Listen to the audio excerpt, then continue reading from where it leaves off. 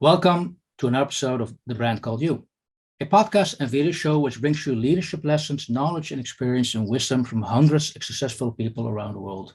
If you're new to the channel, please subscribe so you won't miss a new episode. I'm your host, Frits Bussemaker, and today I'm delighted to have a conversation with Gerald Babel-Sutter. Gerald, welcome to the program. Thank you very much. Thanks for hosting me, Frits. Pleasure to be here.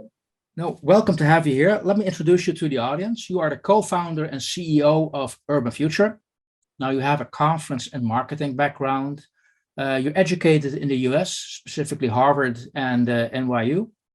You call yourself a change maker and you live in Austria. Is that correct? Yeah, that would about do it. Great. Now, we're just going to jump in the deep end. What is Urban Future all about? Urban Future is about people who drive change and who drive change in cities to make cities better or more sustainable in particular. And we just happened to stumble into this by chance, to be honest. And it developed from a workshop idea into Europe's biggest event and gathering for this kind of crowd. And it is really a very, very unique urban event, simply because it's not for one particular group of people. So it's not for the planners or the mobility people or the politicians. It's really for everyone who wants to make change happen. And, this could be anywhere. Yeah. So for those people not familiar with Urban Future is an annual conference? Yes, that's part of it.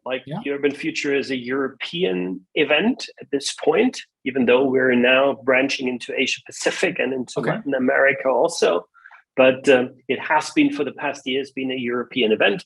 And during COVID, where there were no events around, we also learned a lot about ourselves because we found out that it is not just an event where people get together, but it's actually a really global community of urban shapers. And at this point, this community is about 50,000 people who are connected to us, who interact with us, who help us share this change-making ideas around the world. Now, as I mentioned, your background is conference and marketing, and you're educated at the Harvard Law School. So how does somebody with a marketing background, law school, end up trying to build future cities? Well, it was not Harvard Law School, luckily. I wouldn't be here if it was law school.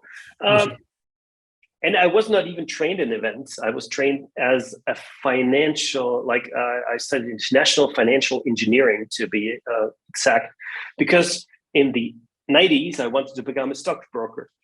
I went to New York, that was the time of Wall Street movies. And I said, yeah, I'm gonna, become a millionaire in 2 years. And I studied the right study for that. I did my first internship in my first semester break. And I hated it so much that I said, okay, I'm going to do any job but investment banking. And that was the start of my career. So, but then again, so you found out this is not my future. I'm going to do something completely else. But then still again, question, how did you end up looking at the future of cities? Well, as I already mentioned before, so this was really a total coincidence. Because I had no formal education whatsoever in the field of urbanism, architecture, urban planning, governance, or something like that. I did work as a consultant that gave me a very broad set of skills that I always say this is the best paid school in the world. Really very helpful to build the skills that I can use now. And it was exactly those skills that helped me help a friend who asked me when I was between jobs. She said, well, can you help me with a project? I acquired a consulting project, and I don't really know how to do it. Can you help me manage it? And that's what I did. I said, okay, I can, pretend basically and make sure that the project runs smoothly and things are done. And it was in one of those days with the project team of the client that we had a really interesting conversation on cities. And it was their project manager who said, Gerald, do you know what? I cannot hear the word smart cities anymore. So that sparked a really interesting discussion on, what cities need and what are the challenges for cities. And the bottom line of that was that he said, everything you can read and all the events are about what cities should be doing. Mm-hmm. So do this, do that. But he said, that's not the issue. The issue to them is how to do it. I mean, everybody knows, okay, we need to reduce CO2 emission. We need to, reduce car use in city centers. We need to transform things. But how do we actually do it? Okay. So, now, Gerald, just a question. You just mentioned smart cities. We're talking about smart cities at the end of the day. Could you give a definition of what a smart city is? What are we talking about? Well, you can probably have a million of different smart city definitions. But when you ask me personally, my definition is free as Forrest Gump, where they say stupid is who stupid does. And I would say smart is who does smart. It has been hijacked by the technology industry, I think, initially. If you got stupid people with smart technology, it doesn't help you anything. So to me, a smart city is a city that has a strong leadership, that has a very good social fabric, and is able to solve challenges along the way quickly and efficiently. That's smart to me, because the finest technology or tech hub or whatever sensors help you nothing if a challenge comes up and you have no idea how to solve it. Okay, so because in a lot of cases, smart cities is indeed associated in a lot of definitions about implementing technology, and your point is it's not about the technology. Because I saw a quote of you: the key problem with cities is cities are not built for people, but to move people in cars. Could you expand on that quote? Mm-hmm. Well, I think that quote you have to look at that in a differentiated way, because it's not entirely true. Because if you look, for example, at old European cities in Italy, Spain, Austria, Germany, if you look at the city centers, they were not built for the car. They were not built for moving people around. That was for hosting people and to have a social fabric. There were squares, there were marketplaces, etc. And it was only relatively recently in human history that we started to build cities for cars. So if you look at North American cities, for example, if you leave the East Coast, there you can see it very well. It was the grid system, and everything is about efficiency, about the car. And most European cities now also, to be honest, that was the past, 70, 80 years when cities were built for cars or to move people around. Yeah, it is. So you have a lot of car thinking in the cities and in the people. It's not only, the cities as planners or politicians, it's also the people themselves. I mean, look at every pedestrianization project that's out there. You always have an outcry. Oh, we can't drive there. Okay. Sure. By the way, what is a pedestrianization project? What does that mean? When you close a street for cars. Okay. Basically. Yeah. Okay. Now, my initial assessment is based on what our discussion right now is basically, this is about reducing the amount of cars in the city. Is it that simple, or is it more than that? To do what? Well, you talk about developing a city. Cities, are, if I understand, poorly designed when they are around cars, and those are not sustainable cities. So is this a matter of reducing cars in a city, or is it much more complex question to solve? to create livable, sustainable cities. That's the point. To Good. do what? And so if the goal is to have livable and livable cities, well, I think you need to start with the target. What is your goal? And if the goal is to have a livable city that's also sustainable, you will need to address the factor of CO2 emissions. And unfortunately, it's fact that the individual mobility is one of the key drivers of CO2 emissions. So if you want to reduce CO2 emissions, you will have to look at that. I mean, there are wonderful places in the world where you have cities or villages where, extreme good and very well livable, but everybody drives and everybody's happy. So you need to start with what you're aiming at.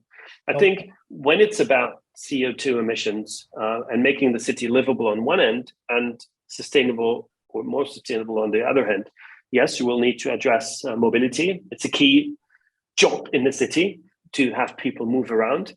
And yes, there must be a solution to CO2 emissions in individual mobility. But that's just one big part of it.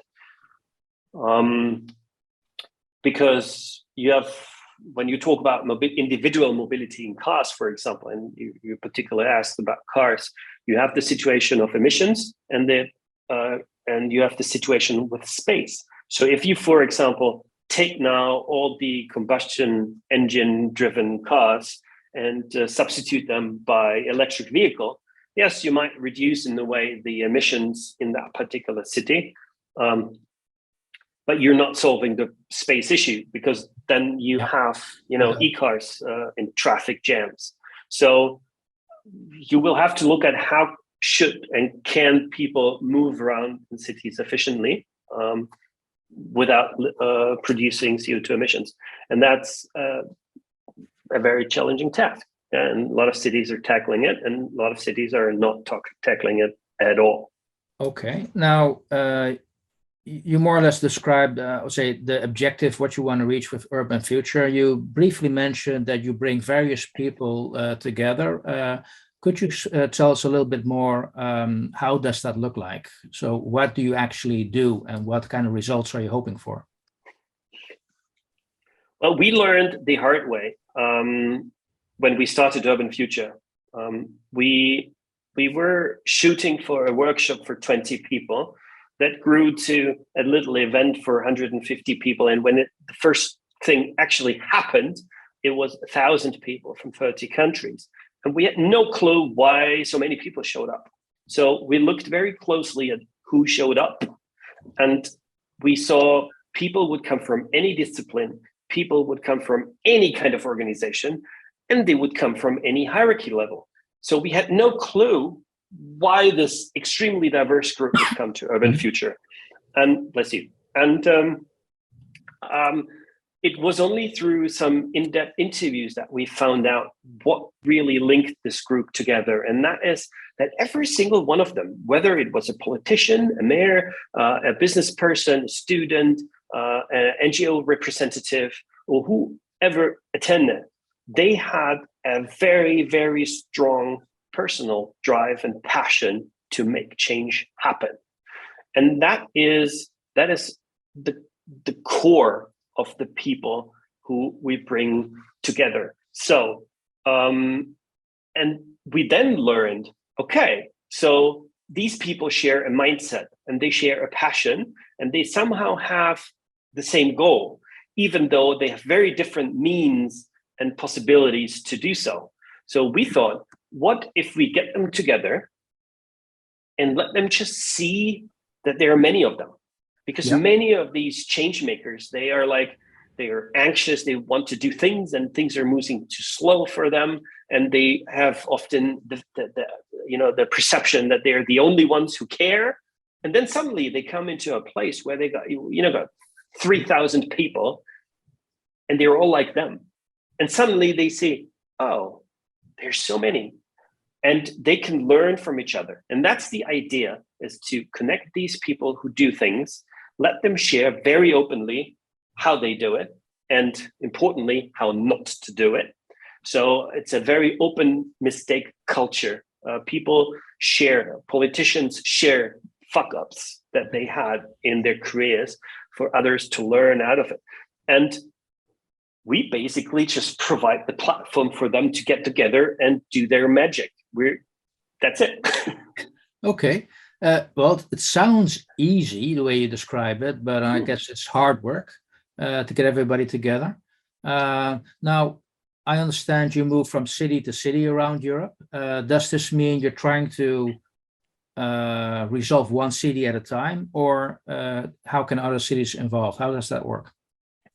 Well, Urban Future happens once a year, and every time it's in a different city. And the stage of the event is just the backdrop for it to happen in a city. It's not to solve a particular city, because people come from hundreds of cities from all around Europe and beyond to come together in a place. But obviously, the story of that particular city always plays a role because you are in that environment. So when we had been in Oslo, for example, in the city center, it was at that time the biggest car-free city center in the world. And people experienced it for the first time to be in the city center. You could walk for 10 minutes and you don't see a car. And a lot of people were totally surprised. They said something's different here, but they couldn't really pinpoint it. And it took a day until they realized it. So we use these cities as a stage, basically, and bring in their story and their learning also. But it's not only about those cities. It's predominantly about the people that are getting together and the learnings that they had in driving change. And it is quite interesting, because if you are a leader, or if you're somebody who drives change wherever you are, the challenges are pretty similar. And that's why a mayor can relate to a project manager from a sustainability project, for example, very easily, because they have similar challenges. They need to get people on board, they need to convince people, they need to get the right people, etc. So, and that's what they're talking about. Okay, you just mentioned the change, and as a change maker, what would your advice be? Is there a default approach to successfully change something? No. Okay. I don't think so. Best practice? I think what is important for anybody who wants to make change happen is get started now. Make your first step. The first step is always the toughest. Make a step, do something, and if you have results, learn from it, improve, and make your next step. And if you keep doing that constantly, and you're not taking things for granted, and you constantly question yourself how you could improve things, and how other people can join in your cause, then you're on the right track. Okay. And it's totally okay to fail. I think everybody comes to the situation where it's okay, it didn't work. That's okay, because whenever you innovate and try new things, it's things sometimes don't work out, and that's okay. But that's something you have to accept. That's part of the change. Yeah, absolutely. Yeah. And that's why so many politicians fear it, because at least in Europe, in Central Europe and Southern Europe, it's very difficult to get out there and say, yeah, well, sorry, that project was a total failure. We thought it was good, but it just turned out to be a total failure, because then you have a lot of people who always say, yeah, well, I could have told you so before. And then there's this huge political dispute. But, in some other regions of the world, it is not that way. Okay. So, now, how do you then inspire people? First of all, the people who visit your big conference to contribute, share their fuck-ups, and how do you motivate your own staff to get in that same mindset? Well, when I talk about my stuff, that's the easy one. We kind of tend to pull in like-minded people. They're all extremely passionate about the topics, and that's pretty much how we also find our speakers and cases. We get recommended. We ask around in our networks, and we say, okay, this is our topic. Can you recommend somebody? And when you have 50,000 people that you could reach out to, and you're asking for inspiring people in the topic XYZ, you get some ideas and then you find your way. But I think what's more interesting is the first part of the question: how do you get people to share such fuck ups? Yeah. In particular, in, let's say, difficult environments, like Austria, where politicians never make mistakes publicly. And this really depends, or this depends on the scene that you're setting and the environment that you're providing, because all the people that are coming together are like the same kind of people. It gives people on stage the confidence and also the reassurance that it is okay to talk about mistakes. Also, nobody would come, film it and then post it on YouTube and start laughing at you because you made a mistake, because everybody knows this is totally okay and part of a journey to make mistakes. And it's important actually to make mistakes.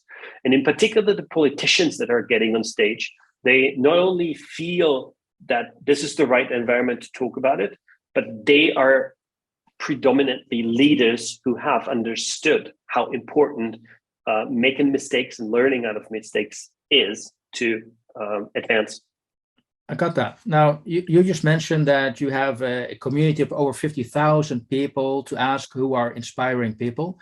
Where do you draw your inspiration from? Everywhere.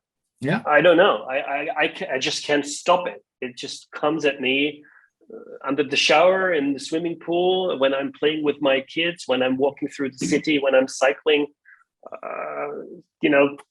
That comes a lot from there. A lot of inspiration actually comes from my wife. I'm very happily married, and she is a very particular person when it comes to other people. And she always brings the best out of people. So she is a big inspiration to me, how to become a better person, if you want to call it that way. If you have a spouse who actually allows you to do that, I mean, that's very great to have. Now, funny enough, you just mentioned, this is about sharing mistakes. And it's one of the questions we ask the people we interview for the brand called you as well. What are the biggest learnings and the biggest mistakes in your own life so far?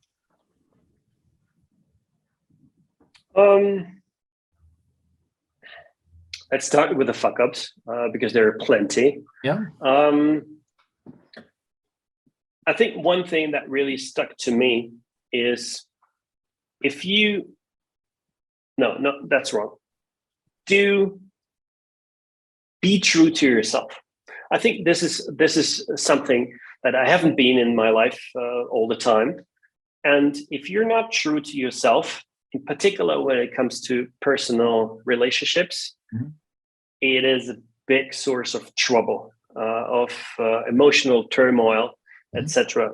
So if you're taking personal decisions, in my case, to marry a person, you should be damn sure that you're doing that decision for the right reason, and not because, I don't know, you're lonely, or because you got nothing better to do, or because your life plan says I need to be married before I'm 30 or whatever. Be sure that it's the right reason. And if it's not the right reason, don't do it. And this is probably something that you can use in many different settings. You can use it in your private life, certainly in business life. When you're changing jobs, make sure that you're making that change because of the right reason, and not because, I don't know, some cliche or big paycheck, or at least be true to it and say, okay, I want to just double my pay, and that's the number one reason. Fine. So that's something that I learned the very hard way. So yeah. But I think when it comes to other learnings, maybe let me think. Well, we can revisit the question because there was one other thing I've found out about you. Your credo is just do it. Why? What does that mean? Well, I worked as a consultant several years, and as a consultant, you have the very privileged situation that you come into an organization or into a team, you work with them on changing something or fixing something, and then you leave. And very often, the actual plan is important for people to understand certain issues. But by far, the more important thing is to then act on the plan. And the best plan doesn't help you anything if you're not get going. So if you want to change things, if you want to transform something, or if you want to have an impact, if you have a dream that you want to follow, hey, just, take the first step and do it. You're the only barrier from succeeding. So get going. Makes sense. Can we revisit the question you've been thinking about, or should we move on? Actually, I have a second credo. That's also something that is probably one of the learnings from my career. Okay. Is there are no problems, just challenging situations. Okay. So that sounds like a poster that you put up somewhere in your office. Really annoying, but I heard that when I was 21. I heard that at university. It was my accounting professor actually who told me so. And funny enough, it just keeps coming at me. When you have problems in your life, I don't know, your girlfriend is leaving you, or you're losing your job. You say, okay, I got a problem. Damn, I'm fucked. And when you start putting your energy in how poor you are and how bad the situation is, it is. Then you're in a bad situation. If you say, okay, so that's a challenge now, I need to get a new job, it's a very different perspective on looking at the situation. And, we have been running events for thousands of people, and then came COVID, and we were to zero within 2 weeks. That is a challenging situation if you have a staff of 10 and a big payroll to pay every month. But as I said, a challenge is always also leaves room for a positive thing. And whatever happens, it always has a positive aspect to it. In our particular case, we learned a lot about ourselves. We ventured into different things. We started to much closer collaborate with our network. We launched an online platform for change-making know-how and so on. So many different things that you can be doing. And, as bad as the situation might be in that moment, there's always a positive side to it. Sometimes it might take quite some time to figure it out, but that's actually when the creativity starts, I guess. Yeah, true. Yeah. Okay. Hey, one final question before we go, Gerald, because it was a pleasure talking to you. When are you going to be finished with Urban Future? Will you be finished? And how do you tie down to that? How do you want the world to remember you? Okay, that's a lot of question in one sentence. So I don't know when and if Urban Future is going to be finished. I tend not to make long-term plans because you never know what's coming and what's happening. Maybe we come up with a much better plan and do something else. Maybe this thing just works well as it is and we just keep doing it, or I do something completely different. I don't know. How I want the world to remember me, actually, I don't care how the world remembers me. I think what I do care is how the people I love remember me. And if they think of me, like when I'm gone and they think of me and they smile, perfect. I think then I did a good job. Now, I understand that, seriously, I understand that family at the end of the day is one of the most important things in life. But isn't there just a little bit inside of you said, hey, if I want to go down as Mr. Urban Future, who helped create a better cities around the world, you'd be happy with that? I would, but it's not, I'm not the big Sampano here. I'm just, I'm helping people who actually do the work. So I'm not the important one. We had an idea. We provide these people with a platform. So if I can say at the end of my life, I said, hey, I helped thousands of people to become more effective, I would be happy. But my goal is not that thousands of people say, oh, thank God Gerald had been around to help us be better shapers. Gerald, I very much appreciate and like your mindset. I just wanted to challenge you on that. You've given us some great insights in what you're doing with Urban Future. So where's going to be next year? Next year, we're going to be in Stuttgart, Germany. Another challenge because we're talking about sustainable cities in the car metropolis of Germany. So that's going to be fun. Very much looking forward to it. And we're expecting anywhere around 3,000 people from all across Europe and beyond to come together and challenge each other. Yeah. So who knows, maybe some people listening to this podcast will be inspired, will want to come to Stuttgart next year. And we'll make certain those details will be shared with the audience. Gerald, again, thank you so much for joining us. Fritz, thanks for having me. Have a good day.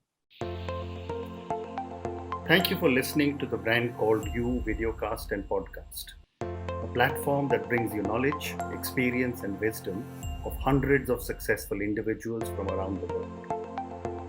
Do visit our website www.tbcy.in to watch and listen to the stories of many more individuals. You can also follow us on YouTube, Facebook, Instagram, and Twitter. Just search for the Brand Called You.